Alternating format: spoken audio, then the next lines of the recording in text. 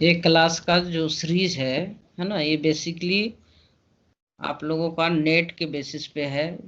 ठीक है, कि नेट में किस तरह का क्वेश्चन पूछता है, उसका एक क्रैश कोर्स है, जो कम समय में हम नेट कैसे क्वालिफाई कर सकते हैं, नेट और जीआरएफ। तो ये हमारा पहला क्लास है। ठीक है, इसी तरह से हर टॉपिक का या फिर 16 सितंबर से हाँ, सितंबर में जो नेट एग्जाम होने वाला है उसका कैसे क्लियर करें और उसके लिए स्ट्रेटजिक स्टडी क्या होना चाहिए। ठीक है, तो इस क्लास सीरीज के माध्यम से कोशिश करेंगे कि करीब करीब पूरा सिलेबस, नेट का पूरा सिलेबस को कवर किया जाए, जिसमें से ये आज का ये पहला क्लास है, नेट क्लास का पहला क्लास है। और इस पहला क्लास है, और इस क्लास में नेट सिलेबस का फर्स्ट मॉड्यूल कवर किया जा रहा है।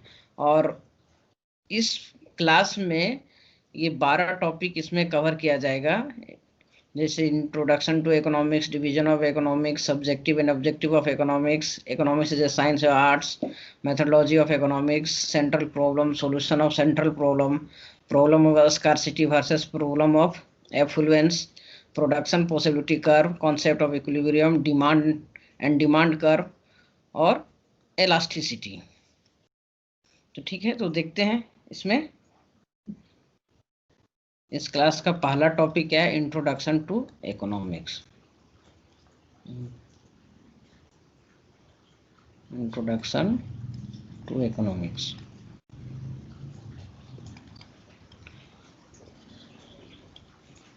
ठीक है, तो इंट्रोडक्शन टू इकोनॉमिक्स में क्या है, इकोनॉमिक्स का ओरिजिन ऑफ इकोनॉमिक्स। तो इकोनॉमिक्स का ओरिजिन हम लोग दो तरह से देखते हैं, एक इंग्लिश वर्सन में और एक इंडियन वर्सन में। तो इंग्लिश वर्सन में हमारा इकोनॉमिक्स का जो ओरिजिन होता है ओकियो नोमिया या नोमिका, जिसका मतलब ओकियो मतलब होता है हाउस होल्ड, और नोमिया मतलब मैनेजमेंट। मतलब कि अर्थशास्त्र क्या है, हाउस होल्ड मैनेजमेंट है। ठीक है, और ये ग्रीक वर्ड से लिया गया है, ग्रीक वर्ड से। ठीक है, वहीं दूसरी तरफ अगर इंडियन ओरिजिन में हम लोग देखें, तो इंडियन ओरिजिन में हमारा क्या होता है कि सबसे पहला जो एविडेंस मिलता है इकोनॉमिक्स का वो है कौटिल्य का अर्थशास्त्र शास्त्र। ठीक है, तो ज़्यादातर इकोनॉमिक्स जो हम लोग पढ़ते हैं वो इंग्लिश ओरिजिन का ही पढ़ते हैं। ठीक है, तो जो फर्स्ट इकोनॉमिक्स का जो जिसको हम लोग फादर ऑफ इकोनॉमिक्स कहते हैं, इकोनॉमिक्स, वो है एडम स्मिथ, जिनका बुक का नाम है wealth of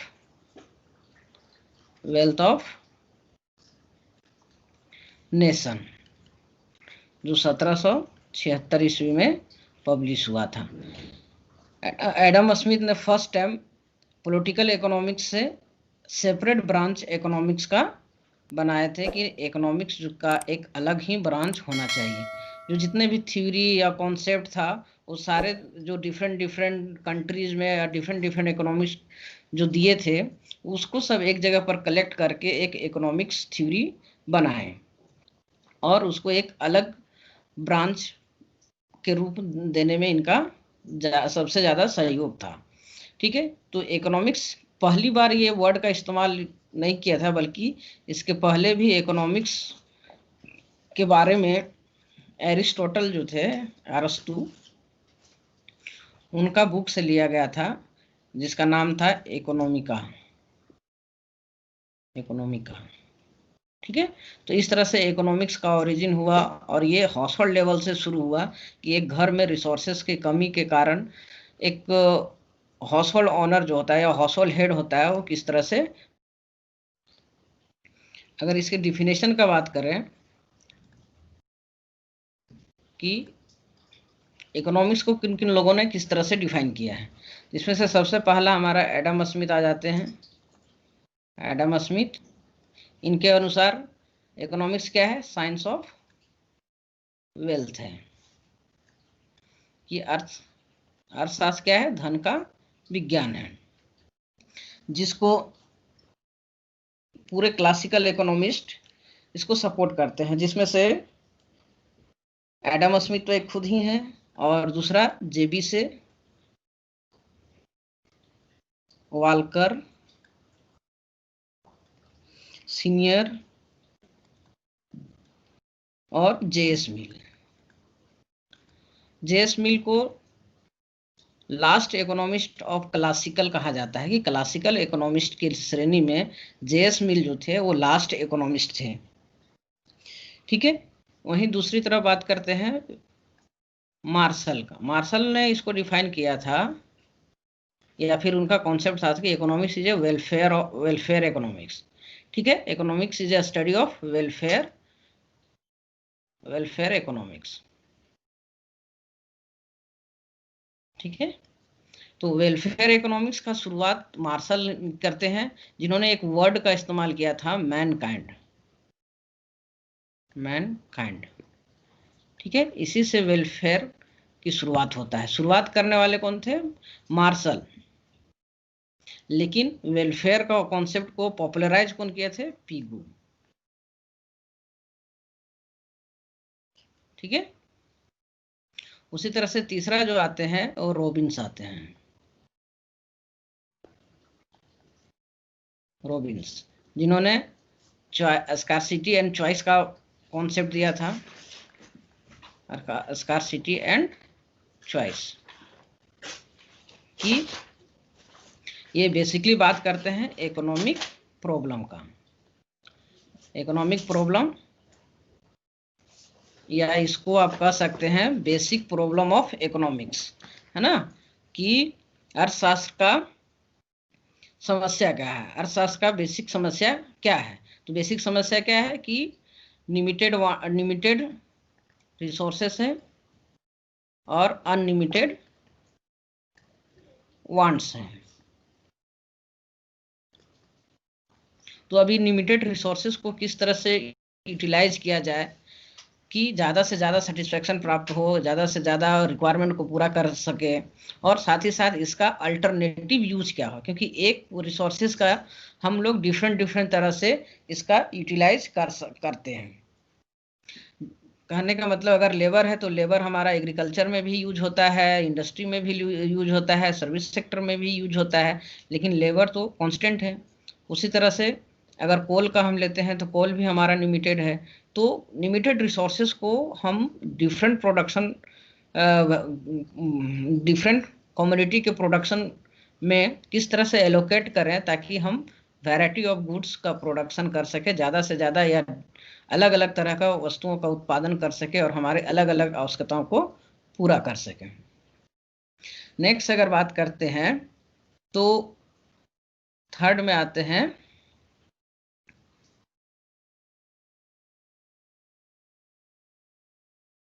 Samuelson,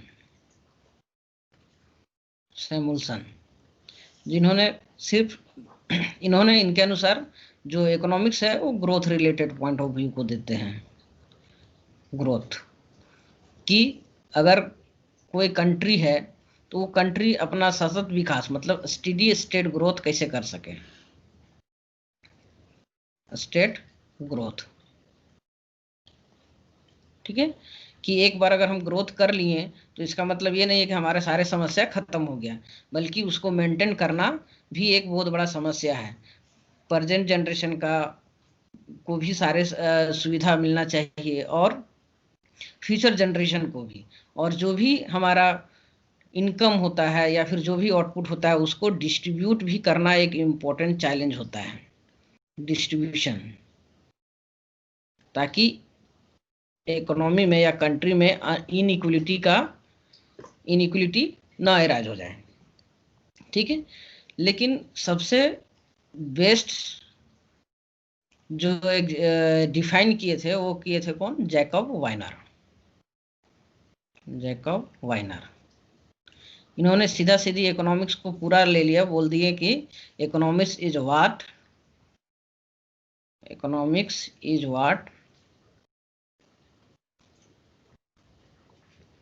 economist do. कि अर्थशास्त्र वही है जो अर्थशास्त्री करना चाहते हैं। ठीक है,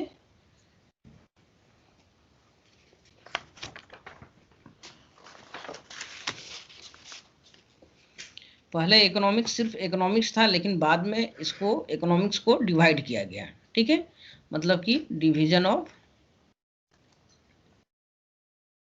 इकोनॉमिक्स, कि इसको दो पार्ट में बांटा गया, पहला मैक्रो और दूसरा मैक्रो।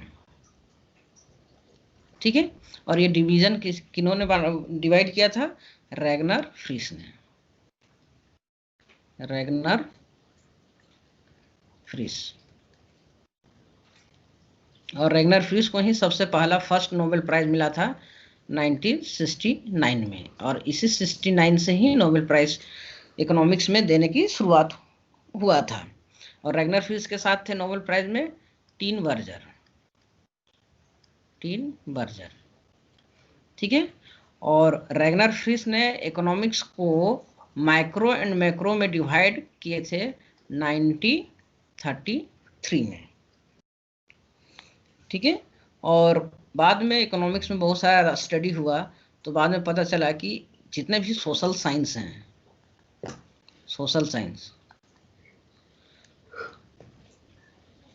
उसमें से इकोनॉमिक्स को सबसे ज़्यादा महत्व दिया गया, और इसी चलते इसको कहा गया कि queen of social science, queen of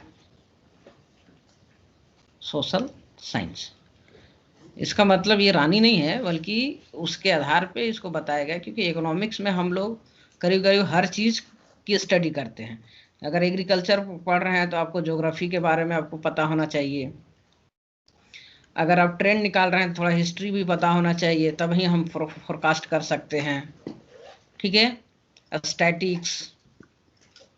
statistics, math.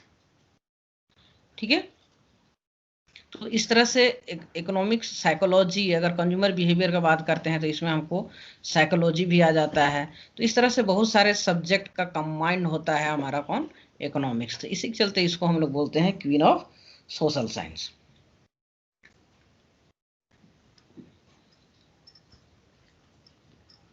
Next सवाल उठता है कि इकोनॉमिक्स क्या है? ऑब्जेक्टिव मैटर है या सब्जेक्टिव मैटर है? ऑब्जेक्टिव या सब्जेक्टिव।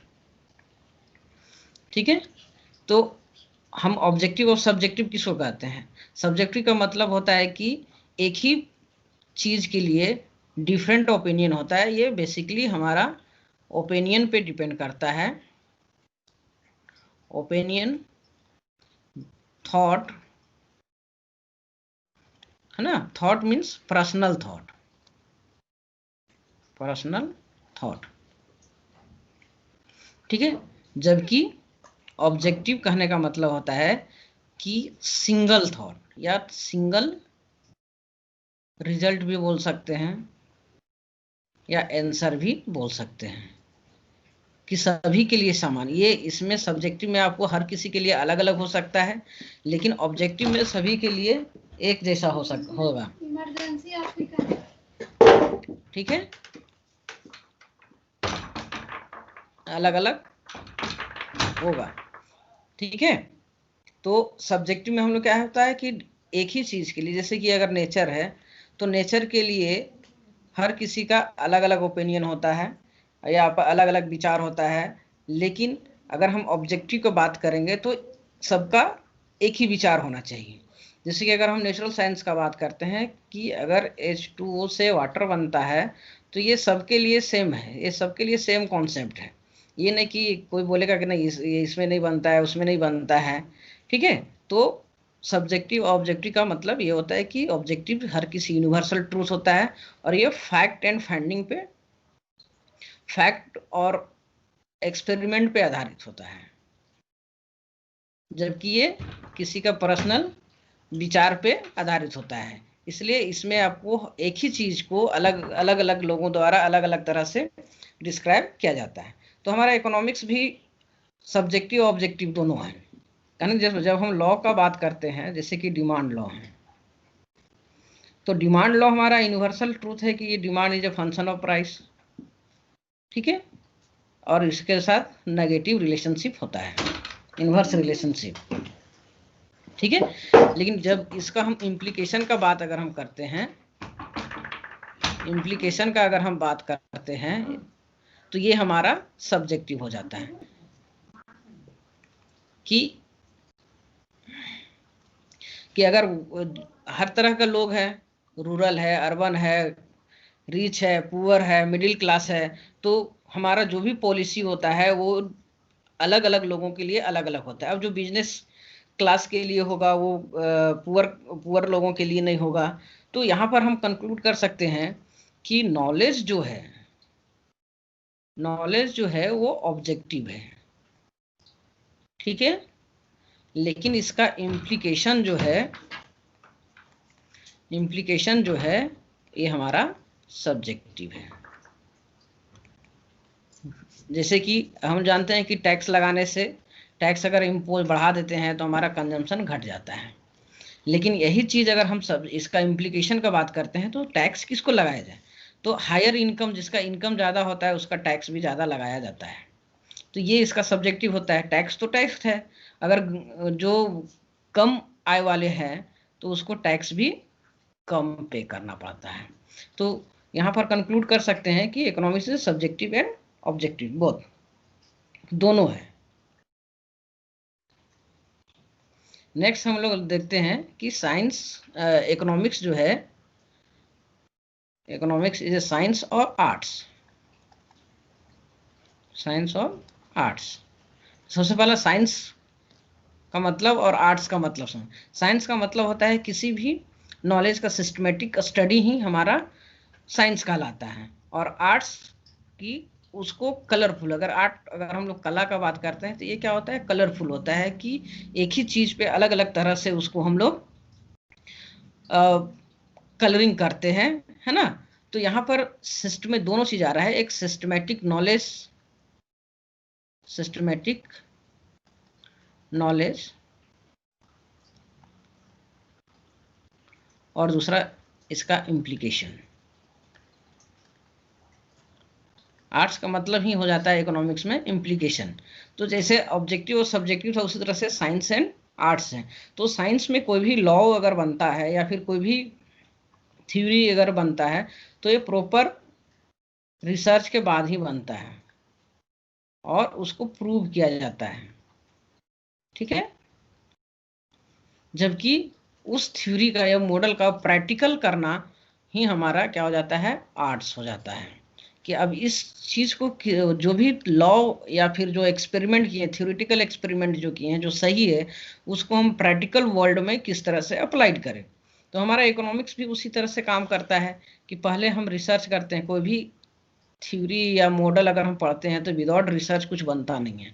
तो जब हम रिसर्च करते हैं तो साइंस का सारा क्राइटेरिया को इसको फुलफिल करना पड़ता है कि पहले हम कॉन्सेप्ट लाएंगे थ्योरेटिकली, उसके बाद फिर मैथमेटिकली, ठीक है। जैसे कि अगर हम लेते हैं C is a function of Y, तो सबसे पहला इसको एक थ्योरी के कंजम्पशन और इनकम के बीच पॉजिटिव रिलेशनशिप होता है, फिर इसको मैथमेटिकल फॉर्म में कन्वर्ट करते हैं, फिर कंजम्पशन और इनकम का डेटा लेते हैं और फिर इसको एनालिसिस करते हैं। तब हमको पता चलता है कि जो एमपीसी है मतलब बी, वो क्या होता है कि एमपीसी इज ग्रेटर देन 0 और लेस देन 1, ठीक है। लेकिन अब इसको, ये हमारा साइंस के कैटेगरी में आ गया कि ये प्रॉपर रिसर्च के थ्रू हुआ। लेकिन जब इसका हम लोग प्रैक्टिकल अगर देखेंगे तो किसी का हमारा 0.9 आएगा, मतलब कि जितना कमाता है उतना खा जा कंज्यूम कर जाता है। तो यहाँ पर भी हम लोग देख रहे हैं कि एक तो हमारा नॉलेज है और दूसरा उसका एप्लीकेशन है। तो यहाँ पर भी नॉलेज को साइंस कहा जाता है और उसका इम्प्लीकेशन का, पॉलिसी का, प्लानिंग का हम लोग को क्या कहा जाता है, उसको आर्ट्स कहा जाता है। तो ये दोनों चीज़ हमारा होता है, पहले हम थ्योरी प्रोपोन करते हैं या कॉन्सेप्ट लाते हैं और फिर उसको अप्लाई करते हैं। तो इसका मतलब क्या है कि इकोनॉमिक्स जो है वो साइंस और आर्ट्स दोनों हैं, ठीक है। लेकिन यहाँ पर क्या होता है कि इकोनॉमिक्स को अगर हम साइंस कहते हैं तो किस तरह का साइंस है? साइंस भी दो तरह का होता है। एक को हम लोग बोलते हैं पॉजिटिव साइंस और दूसरा को कहते हैं नॉर्मेटिव, मतलब वास्तविक विज्ञान और आदर्शात्मक विज्ञान। तो अगर हम वास्तविक विज्ञान का अगर हम बात करते हैं, पॉजिटिव साइंस का अगर हम बात करते हैं, तो ये बात करता है कॉज एंड इफेक्ट का, ठीक है, कॉज एंड इफेक्ट, ठीक है। ये सिर्फ यही बताता है कि ये करने से ये होगा, ठीक है। जैसे कि अगर हम इनपुट डालेंगे तो आउटपुट होगा, ठीक है। टैक्स लगाएंगे, टैक्स अगर बढ़ाएंगे तो हमारा कंजम्पशन जो है वो कम हो जाएगा, ठीक है। तो साइंस की तरह जैसे नेचुरल साइंस जो होता है वो पॉजिटिव साइंस होता है, वो सिर्फ कॉज एंड इफेक्ट को बताता है और रिलेशनशिप को एस्टेब्लिश करता है। लेकिन उसी तरह से हमारा इकोनॉमिक्स भी है, वो भी यहाँ पर कॉज एंड इफेक्ट को बताता है कि अगर हम किसी भी चीज़ को लगस्ते कंज्यूम करेंगे तो उससे हमको डिमिनिशिंग मार्जिनल यूटिलिटी मिलेगा, ठीक है। अगर हम प्रोडक्शन इनपुट डालेंगे तो आउटपुट होगा, टैक्स लगाएंगे तो कंजम्पशन कम होगा या सरकार का रेवेन्यू आएगा। लेकिन उसको लगाना चाहिए कि नहीं लगाना चाहिए वो हमारा नॉर्मेटिव बोलता है। इसीलिए पॉजिटिव को हम लोग क्या बोलते हैं, इसको हम लोग दूसरा टर्म में बोलते हैं व्हाट इज, सिर्फ इसी चीज़ को बताता है। लेकिन ये जो नॉर्मेटिव है वो बताता है व्हाट शुड बी या व्हाट ought टू बी, क्या होना चाहिए। जैसे कि एक पॉपुलर स्टेटमेंट है इसके लिए कि लोग जहर खाने से मर जाते हैं, तो क्या जहर खाना चाहिए? अगर पॉजिटिव साइंस सिर्फ बता देगा कि जहर खाइएगा तो मर जाइएगा, लेकिन नॉर्मेटिव बोलता है कि जहर खाने से, अगर पॉइजन खाने से मर जाता है तो आपको खाना नहीं चाहिए, ठीक है। तो हमारा इकोनॉमिक्स जो है ये दोनों क्राइटेरिया को फुलफिल करता है। अगर हमको प्रोडक्शन करना है तो इनपुट आउटपुट रिलेशनशिप को देखना होगा। टैक्स अगर हम लगाते हैं तो उसका इम्पैक्ट कंजम्पशन को रिडक्ट करेगा, ठीक है। लेकिन जब इसका हम नॉर्मेटिव में आते हैं कि अगर हम उत्पादन भी कर रहे हैं तो कितना करें, ऐसा नहीं कि अंधाधुंध उत्पादन कर दिए या फिर पूरे जंगल को सफाई कर दिए, पूरा नेचुरल रिसोर्सेज को निकाल दें और हम अपना प्रोडक्शन करें, तो ये हमारा आने वाला समय में इन्वायरमेंटल प्रॉब्लम क्रिएट कर सकता है। इन्वायरमेंटल पोल्यूशन या इन्वायरमेंटल डिग्रेडेशन का समस्या आ सकता है।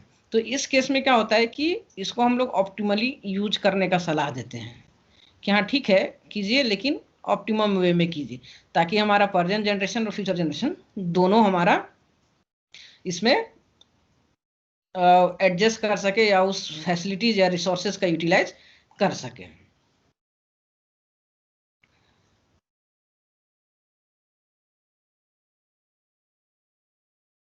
ठीक है। नेक्स्ट जो इसका सवाल उठता है कि अगर इकोनॉमिक्स साइंस है तो इस पे भी बहुत बड़ा एक सवाल उठता है, ठीक है, जिसको हम लोग बोलते हैं economics is A dismal science. Economics is A dismal science, ठीक है, जिसका कहने का मतलब है कि अर्थशास्त्र एक निराशाजनक साइंस है। अर्थशास्त्र को यहाँ क्या बोला जाता है? निराशाजनक, ठीक है। और इस कॉन्सेप्ट को प्रोपोन कौन किए थे? थॉमस क्रेली। थॉमस क्रेली। और ये कब किए थे? 1849 ईस्वी में, ठीक है। एक स्कॉटलैंड का एक इकोनॉमिस्ट थे और इन्होंने कमेंट किया था माल्थस के पॉपुलेशन सिद्धांत को।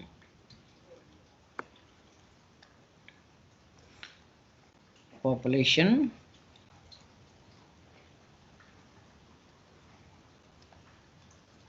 थ्योरी को। इन्होंने बताया कि जिस दर से जो पॉपुलेशन हो ज्योमेट्रिक प्रोग्रेस से बढ़ता है, जबकि फूड जो है वो अर्थमेटिक प्रोसेस से बढ़ता है, मतलब कि ये स्क्वायर में बढ़ेगा, ठीक है, कौन, पॉपुलेशन, जबकि जबकि जो फूड है वो अर्थमेटिक में बढ़ेगा, ठीक है। तो इन्होंने कमेंट किया कि ये वैसा एक ऐसा विज्ञान है जो प्रिडिक्ट ही नहीं कर पा रहा है, कि माल्थस बोलते हैं कि अगर आने वाले समय में फूड स्कार्सिटी जो है ना, वो बढ़ जाएगा, कि लोगों के लिए खाने के लिए अब अनाज नहीं होंगे। लेकिन माल्थस ने ये चीज प्रिडिक्ट नहीं किया कि टेक्नोलॉजिकल प्रोग्रेस भी कोई चीज होती है, ठीक है, टेक्नोलॉजिकल प्रोग्रेस। क्योंकि टेक्नोलॉजी चेंज होने के कारण हमारा क्या हुआ कि जो फूड, जो पॉपुलेशन जितना तेजी से बढ़ रहा है उतना तेजी से हमारा फूड प्रोडक्शन भी बढ़ रहा है। जैसे कि अगर इंडिया में अगर हम देखते हैं तो इसको ग्रीन रेवोल्यूशन के नाम से जाना जाता है, जो मार्शल के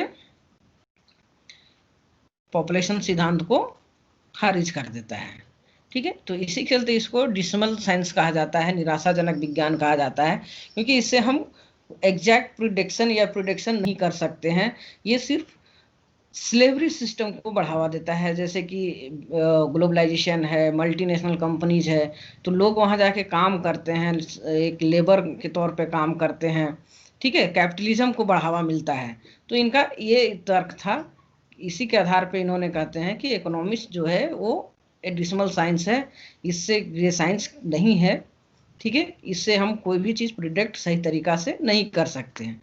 और वाकई में 1930 जो ग्रेट डिप्रेशन था उसको भी किसी ने प्रिडिक्ट नहीं कर पाया था। 1970 में जो हमारा स्टेग्नेशन प्रॉब्लम आया था,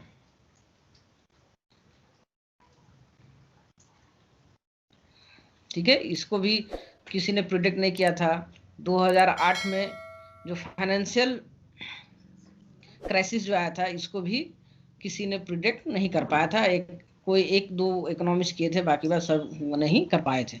तो यहाँ पर इनका जो कथन है कि economics is A decimal science, तो ये यहाँ पर इनका प्रूव होता है, ठीक है।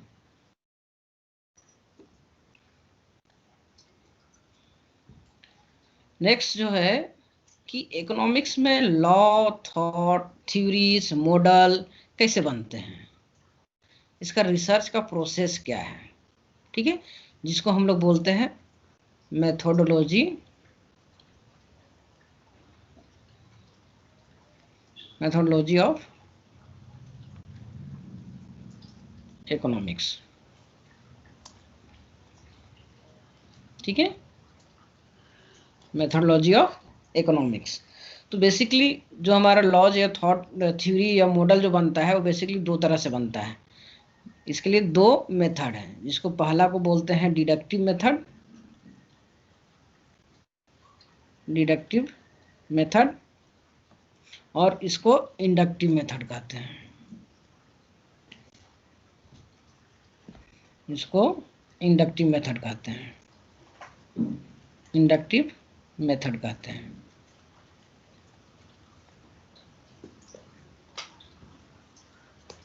मेथड,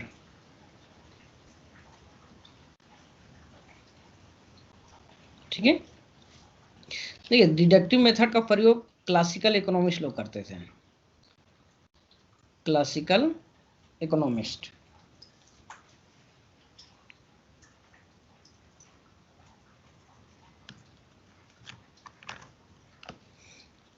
और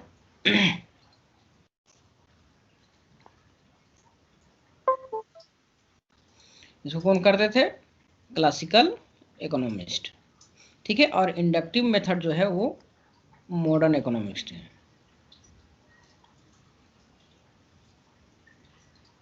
मॉडर्न इकोनॉमिस्ट,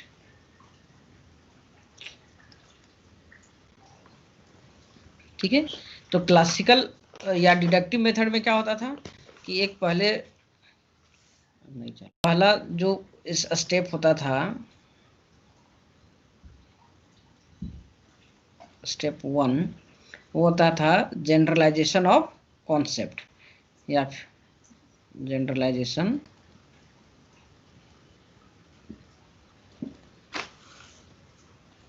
ऑफ कॉन्सेप्ट।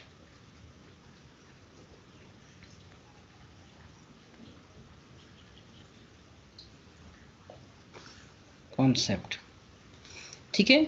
उसके बाद पहले, और ये किसी एक पर्सनल का पॉइंट ऑफ व्यू होता था। जैसे कि अगर डिमांड लॉ की बात करते हैं तो मार्शल केन्स का अपना एक थ्योरी था, साइकोलॉजिकल लॉ ऑफ कंजम्पशन। तो एक पर्सनल साइकोलॉजिकल फेनोमेनन होता था कि पहले एक व्यक्ति का दिमाग में आता है, उसको जनरलाइज करता है, उसको ऑब्जर्व करता है, उसके बाद इसको डिफाइन करता है। उसको क्या करता है? डिफाइन करता है, डिफिनेशन देता है कि एक कंक्रीट वर्ड में उसको डिफाइन करता है। फिर उसमें एजम्पशन आता है कि उसको क्या क्या नहीं होना चाहिए, उसके लिए एज्यूम करता है। जैसे कोई भी इकोनॉमिक्स में पढ़ते हैं थ्योरी, चाहे यूटिलिटी फंक्शन हो या इंडिफरेंस कर्व हो, तो उसको एक्सप्लेन करने के पहले एजम्पशन दिया जाता है, ठीक है। उसके बाद फिर एक्सप्लेनेशन होता है, एक्सप्लेनेशन, ठीक है। और ये एक्सप्लेनेशन आपका ग्राफिकल भी हो सकता है, ठीक है। पहले वर्ड में करेगा, फिर ग्राफ से करेगा, ठीक है। उसके बाद फिर मैथमेटिकल करेगा,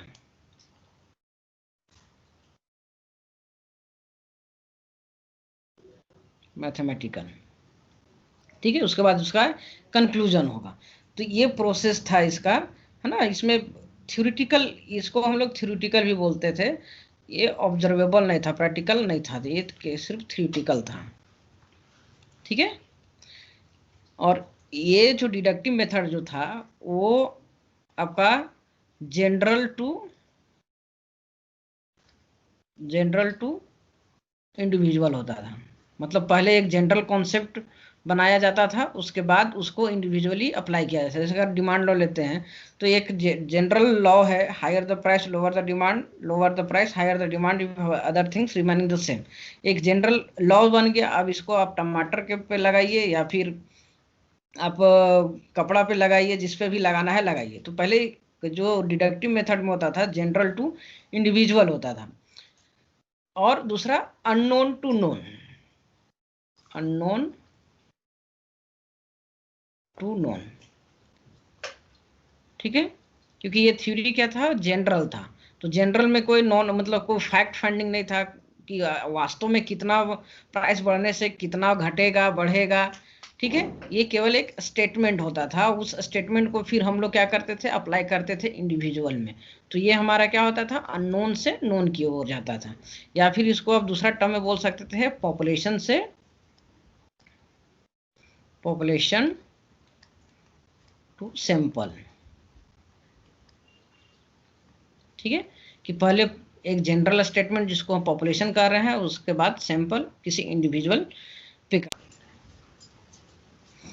ठीक है। नेक्स्ट जो था हमारा क्या? इंडक्टिव, इंडक्टिव, ठीक है। तो इंडक्टिव ये क्या है? Modern concept. हम लोग यहाँ मॉडर्न में क्या करते हैं? किसी भी चीज को हम किसी के पॉइंट ऑफ व्यू को नहीं मानते हैं, उसको एक्सप्लेन करना होता है, उसको प्रूव करना होता है, ठीक है। कि कोई हवाई मार दिया तो उसको हम लोग नहीं मानते हैं, इसको प्रूव करना होता है। तो इस केस में क्या होता है कि पहले हम डेटा कलेक्ट करते हैं स्टेप 1 में, ठीक है। डेटा कलेक्ट करते हैं, उसके बाद फिर इसको एनालाइज करते हैं, एनालिसिस करते हैं, जो भी टेक्निक हो हमारा। उसके बाद फिर कंक्लूजन करते हैं, इंटरप्रिटेशन, एनालिसिस करने के बाद फिर इंटरप्रिटेशन करते हैं, फिर क्रॉस चेक करते हैं, और फिर बाद में हम इसको रिलेशनशिप स्टेब्लिश करते हैं, और तब हमारा लॉ बनता है, ठीक है। तो डिडक्टिव को हम लोग थ्योरेटिकल बोलते हैं, इंडक्टिव को हम लोग एम्पिरिकल कहते हैं, कि ये एविडेंस बेस होता है, ठीक है। कि यहाँ पर हवाई नहीं बल्कि एविडेंस के साथ डेटा कलेक्ट करो, डेटा कलेक्ट करने के बाद जो रिजल्ट आता है उसको इंटरप्रेटेट करो, उसको फिर क्रॉस चेक करो, ठीक है, कि प्रैक्टिकल प्रॉब्लम को सॉल्व कर रहा है कि नहीं कर रहा है, हाइपोथेसिस लिया जाता है, इसका एक प्रोसेस होता है, ठीक है। तो उसके आधार पे हम लोग अभी रिसर्च करते हैं या फिर कोई लॉ बनाते हैं, ठीक है। लेकिन प्रैक्टिकल तौर पे अगर हम देखते हैं तो ये दोनों मेथड हमारा मिक्स मेथड होता है, क्योंकि हम बिना थ्योरी के आधार पे डेटा नहीं कलेक्ट कर सकते हैं। कि अगर हम डेटा कलेक्ट करने जाएंगे किसको कर लेंगे, हमको कुछ कॉन्सेप्ट तो होना चाहिए। तो अभी जो चलता है वो डिडक्टिव इकोनॉमिक्स में, डिडक्टिव प्लस इंडक्टिव दोनों मेथड का प्रयोग किया जाता है, ठीक है। तो ये था हमारा क्या, मेथोडोलॉजी ऑफ इकोनॉमिक्स। तो इसमें आपको याद रखना है कि डिडक्टिव मेथड होता है और इंडक्टिव मेथड होता है। डिडक्टिव मेथड जो है वो क्लासिकल मेथड है, क्लासिकल इकोनॉमिक्स लोग यूज करते थे, जिसमें जनरल टू इंडिविजुअल होता था, अननोन टू नोन, या फिर पॉपुलेशन टू सैंपल जाते थे। लेकिन इंडक्टिव में क्या होता है नॉन टू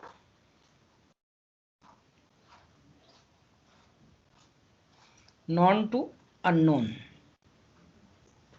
इसमें जो रिसर्च होता है नॉन टू अननोन या फिर सैंपल टू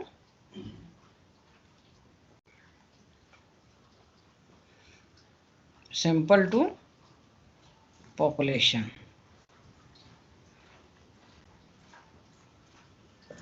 ठीक है, या इंडिविजुअल टू जनरल।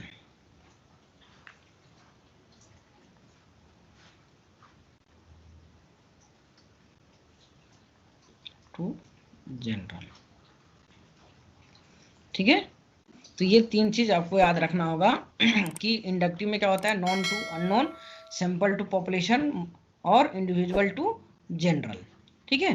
क्योंकि पहले हम लोग डिडक्टिव में क्या करते हैं, सैंपल को स्टडी करते हैं और फिर इसको अप्लाई करते हैं पॉपुलेशन के लिए, ठीक है। तो इसमें हम क्या करते हैं, इन्फ्रेंस करते हैं कि सैंपल का कंक्लूजन जो है वो पॉपुलेशन में फिट होता है कि नहीं होता है, ठीक है।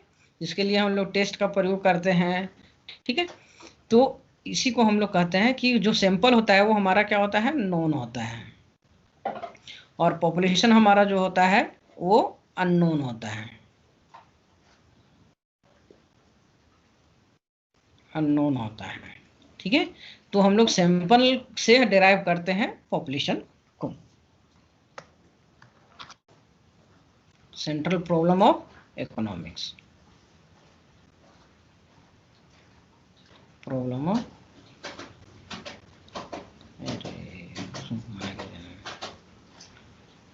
Of economics.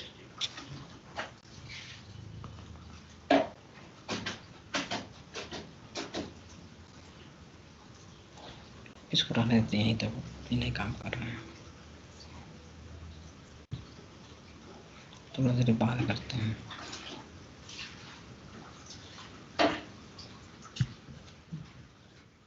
यही हमको डर लग रहा है।